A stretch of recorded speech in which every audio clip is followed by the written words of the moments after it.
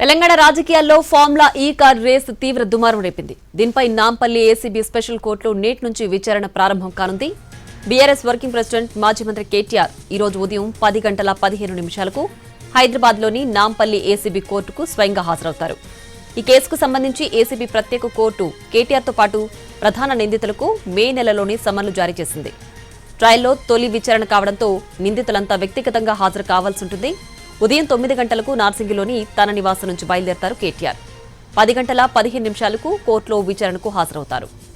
ఇక ఈ car race కేసుకు సంబంధించి కేటీఆర్ వ్యక్తిగతంగా ఇవాళ ఏసీబీ స్పెషల్ కోర్టుకు హాజరు కాబోతున్నారు. దీనికి సంబంధించి పూర్తి డీటెయిల్స్ మా ప్రతినిధి సతీష్ కేటీఆర్ నివాసం నుంచి లైవ్ లో అందించడానికి సిద్ధంగా ఉన్నారు. సతీష్, ఏంటి పూర్తి డీటెయిల్స్? ఇవాళ కేటీఆర్ స్వయంగా హాజరు కాబోతున్నారు కదా?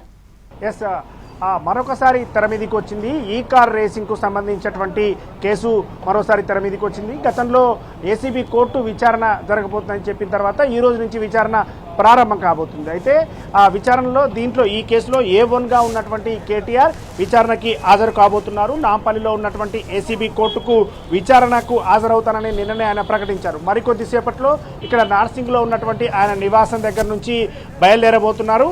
10:15కి నాంపల్లి కోర్టు దగ్గర విచారణకి వెళ్ళబోతున్నారు. ప్రధానంగా ఈ కేసు సంబంధించి గతంలో ఏసీబీకి సంబంధించినటువంటి విచారణ కూడా జరిగింది. ఆ సమయంలోనే దీంట్లో తాను ఎలాంటి తప్పు చేయలేదు, ప్రభుత్వం తీసుకున్నటువంటి నిర్ణయం, అదేవిధంగా ఏదైతే 53 కోట్లకు సంబంధించి కిడ్ ప్రోకో జరిగిందని చెప్పి జరుగుతున్నటువంటి ప్రచారంలో తన మీద వస్తున్నటువంటి ఆరోపణలో ఏమాత్రం నిజం లేదని చెప్పి కూడా కేటీఆర్ చెప్తూ వస్తున్నారు.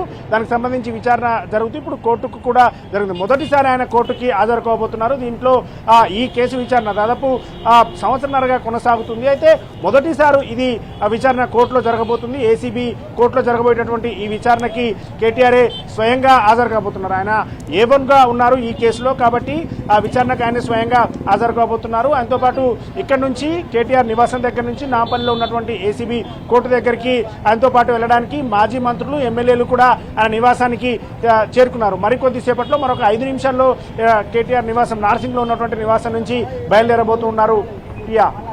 Right, Satish. Thanks for the updates.